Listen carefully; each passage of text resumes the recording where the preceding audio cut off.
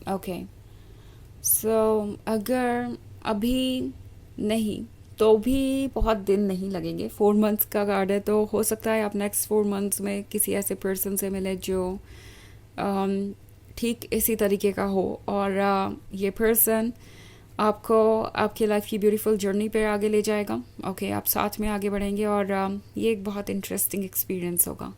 तो ये है रीडिंग इस बारे में कि आप अपने फ्यूचर स्पाउस से कब और कैसे मिलेंगे। आई होप आपको अच्छी लगी होगी। Thanks for watching, till next video, bye.